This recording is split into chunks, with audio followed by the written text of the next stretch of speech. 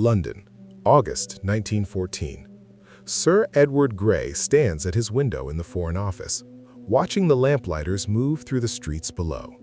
He turns to a friend and speaks words that would become prophecy. The lamps are going out all over Europe. We shall not see them lit again in our lifetime. Within hours, Britain would enter the war, the Great War, the war that would consume a generation. But what if Grey had chosen differently? What if Britain had remained neutral? What if that single decision had stopped the dominoes from falling? What if the 20th century we know had never happened? If you're ready to explore one of history's most mind-bending what-ifs, do me a favor. Hit that subscribe button right now. Smash the like button so this reaches more people who question everything they thought they knew about our world. And tell me in the comment, if none of this had happened, what would be the biggest impact on the world today? Now let's talk about reality. The First World War wasn't just a war. It was the earthquake that shattered the old world and created ours. Every border you see on a map, every country that exists today, every conflict burning across the Middle East, they all trace back to those 4 years of mechanized slaughter between 1914 and 1918. But history isn't inevitable. It pivots on decisions made by individuals in moments of crisis. And we're about to explore what happens when one of those pivots doesn't happen. Because what you're about to discover will make you question everything. The century of world wars, nuclear weapons, and global superpowers. Without 1914, none of it exists. Let's see what that world looks like. Picture Europe in 1914. Not the Europe you know, the Europe that was. The Austro-Hungarian Empire stretches across Central Europe, a patchwork of a dozen nationalities speaking a dozen languages, all bound together under the Habsburg crown. Franz Joseph, aged 84, sits on a throne his family has occupied for centuries. The empire is creaking, certainly. Nationalists whisper in coffee houses from Prague to Zagreb, but it stands, it endures. 50 million people wake up every morning as subjects of this ancient dynasty. The Russian Empire sprawls across a sixth of the world's land surface. Tsar Nicholas II, cousin to half of Europe's royalty, rules as an autocrat over millions. The Romanov dynasty, 3 centuries old, seems eternal despite the tremors of 1905's failed revolution. From Poland to the Pacific, from the Arctic to Afghanistan's borders, the double-headed eagle flies over the largest continuous land empire in history. The Ottoman Empire, the sick man of Europe, as diplomats quietly call it, still controls vast territories from the Balkans through Anatolia and down through the Arab provinces. Istanbul remains the capital of a multi-ethnic, multi-religious empire that has endured for over 600 years. Sultans have ruled from the Topkapi Palace since before Columbus sailed to America. And Germany, Imperial Germany under Kaiser Wilhelm II, the most dynamic economy in Europe, a growing navy challenging British supremacy, an army considered invincible. The Hohenzollern dynasty looks toward a future of German greatness. Berlin glitters with the confidence of a rising superpower. These aren't museum pieces. These are the living, breathing power structures that govern hundreds of millions of lives. These empires have survived Napoleon, revolutions, economic transformations, and the birth of modern nationalism. They've adapted before. They can adapt again. Now imagine they never fall. Without the war, these empires don't shatter.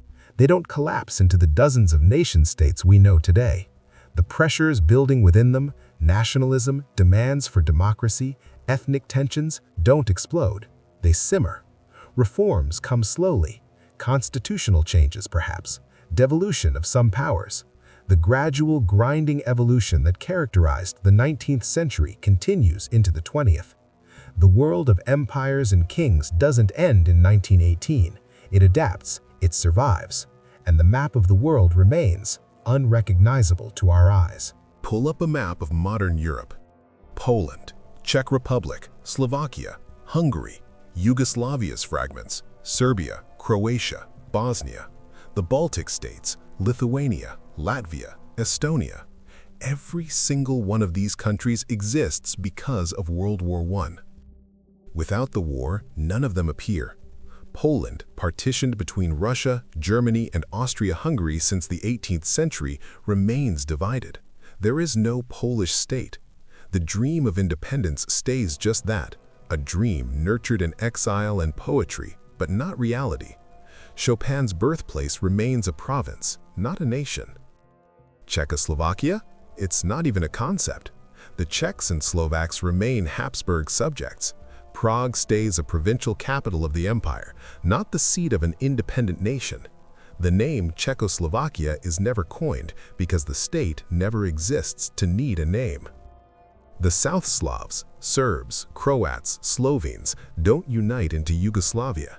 They remain scattered across different empires, different systems, nursing different grievances that never coalesce into a single state. No unified kingdom, no Tito, no breakup wars in the 1990s because there's nothing to break up. The Baltic nations remain Russian provinces, Tallinn, Riga, Vilnius, Baltic cities under Tsarist authority, their independence movements suppressed before they can ignite. The brief window of Baltic independence between 1918 and 1940 never opens because there's no 1918 collapse to create it. But Europe's transformation is nothing compared to what doesn't happen in the Middle East. The Ottoman Empire doesn't collapse, and this changes everything. There is no Iraq. The British and French never draw their infamous lines in the sand. The Sykes-Picot Agreement, that catastrophic division of the Middle East into artificial states, never happens. Syria, Lebanon, Jordan, Iraq, these countries, these borders, these names don't exist. They're all 20th century inventions, created by European diplomats in the aftermath of Ottoman defeat. Palestine remains an Ottoman province. There's no British mandate. The entire context of the Israeli-Palestinian conflict shifts into something unrecognizable, or perhaps doesn't emerge at all in the form we know. The Persian Gulf Emirates that would become Kuwait, Bahrain, the UAE, their trajectories change entirely. Oil is still discovered beneath those sands in the 1930s, but the geopolitical structures controlling it look nothing like our timeline. Kurdistan doesn't get carved up between 4 different nations because those 4 nations never exist in that form.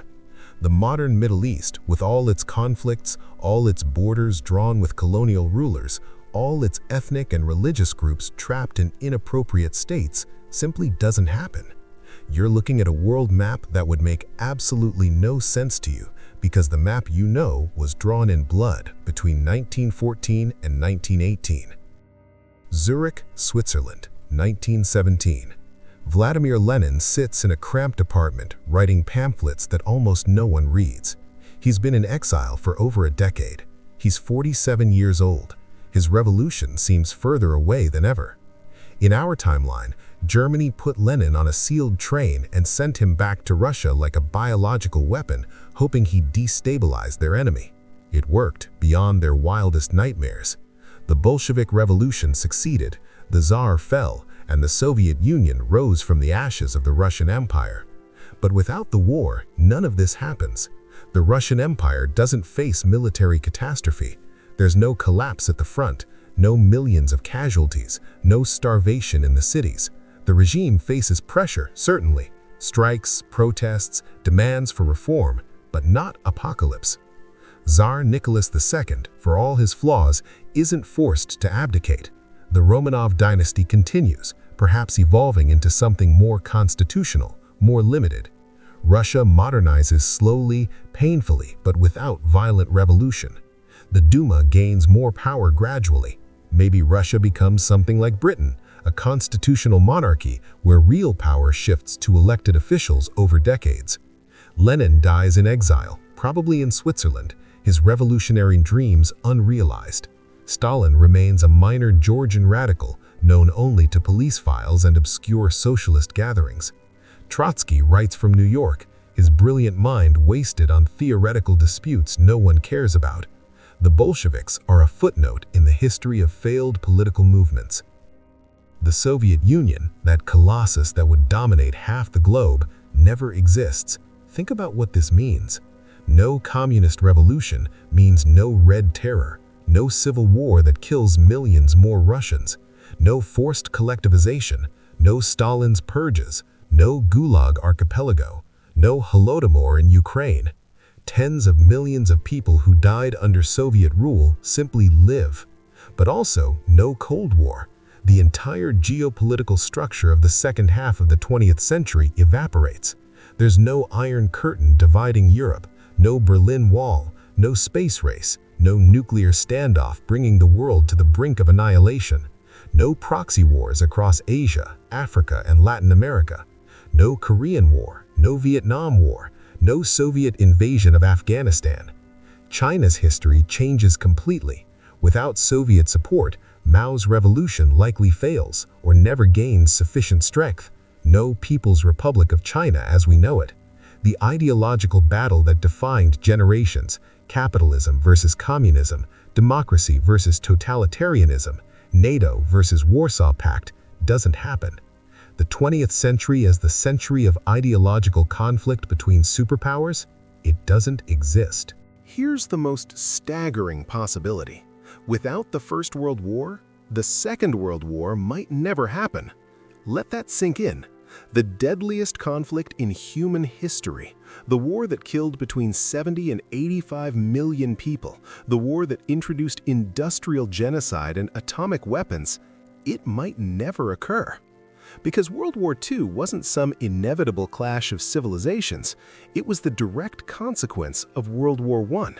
The causal chain is clear, documented, undeniable.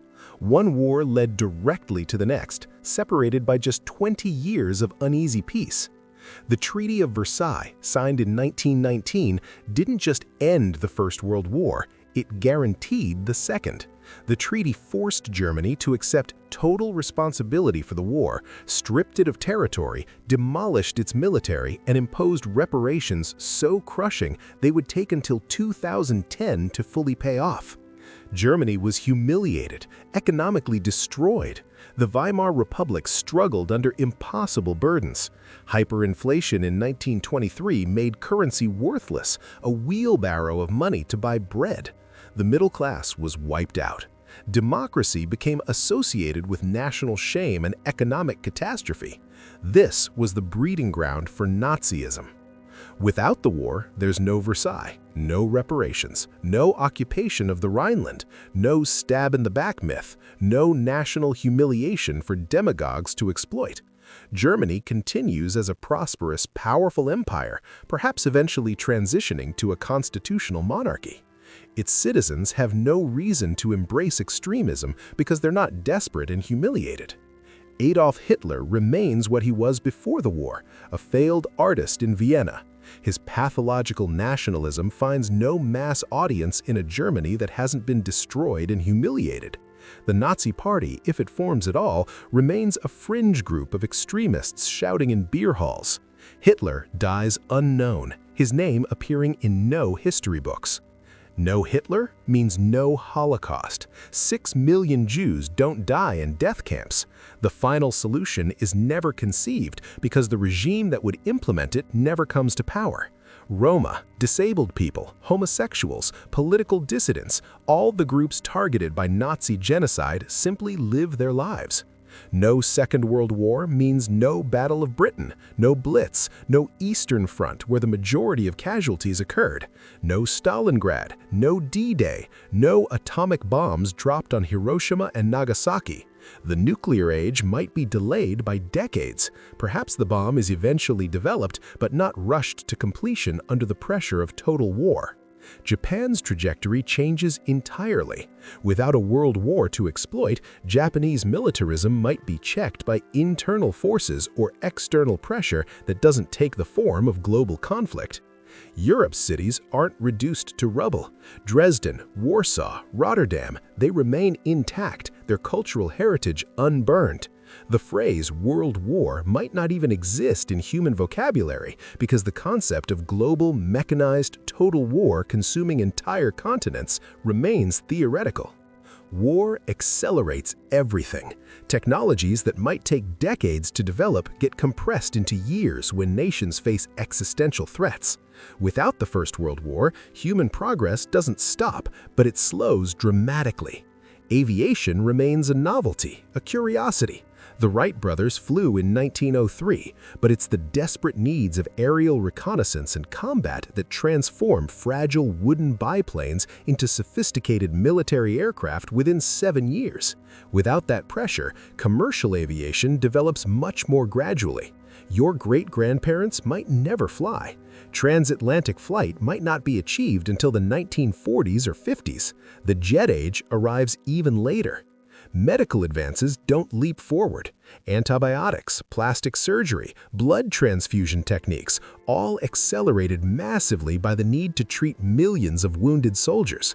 Without the war's industrial-scale carnage, these discoveries come slower, more sporadically. Fleming might still discover penicillin, but its mass production and distribution doesn't happen with the same urgency. Chemical manufacturing, radio technology, even the foundations of computing all pushed forward by military necessity. Without that push, innovation continues but at a 19th century pace.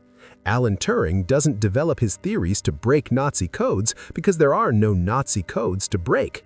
The computer revolution might be delayed by a generation. Women's rights take a different path. In our timeline, millions of women entered the workforce during World War I, taking jobs men left behind when they went to fight. This fundamentally challenged Victorian notions of women's proper sphere and accelerated suffrage movements. Without the war, the push for women's voting rights and economic independence proceeds more slowly, facing fiercer resistance. The suffragettes still fight, but without the war to crack open traditional structures, progress comes in decades rather than years. Culture itself transforms. The lost generation, Hemingway, Fitzgerald, the writers who defined modernism, they're shaped by the war's trauma. Without it, literature takes different paths. The cynicism, the disillusionment, the sense that the old certainties died in the trenches, none of this permeates 20th century art. T.S. Eliot doesn't write The Wasteland. Remarque doesn't write All Quiet on the Western Front. The entire modernist movement, born from disillusionment with the civilization that produced such carnage, either doesn't emerge or takes radically different forms. No roaring 20s as a reaction to wartime suffering, no greatest generation defined by their triumph over fascism, no post-war boom of the 1950s. Jazz still emerges from New Orleans, but without the cultural disruption of the war, it spreads differently. Rock and roll's rebellious energy, partly a reaction to post-war conformity, might never develop the same way. Hollywood doesn't become the dream factory of a nation trying to escape grim realities. The entire emotional and psychological landscape of the 20th century shifts, perhaps more optimistic, perhaps more complacent, definitely unrecognizable. The First World War wasn't just another conflict in a long history of human violence. It was the hinge on which the entire modern world turned. The countries on your map, the technologies in your pocket, the wars your grandparents fought, the geopolitical tensions dominating today's headlines, all of it traces back to those 4 years that started in 1914. Without it, you'd be living on a planet you wouldn't recognize. Maybe more peaceful, maybe more stagnant, definitely different. If this journey through an alternate history fascinated you, subscribe for more deep dives into the timelines that never happened. Smash that like button so more people discover how fragile our reality truly is. And tell me in the comments, if none of this had happened, what would be the biggest impact on the world today? Because history isn't inevitable, it's just what happened to happen.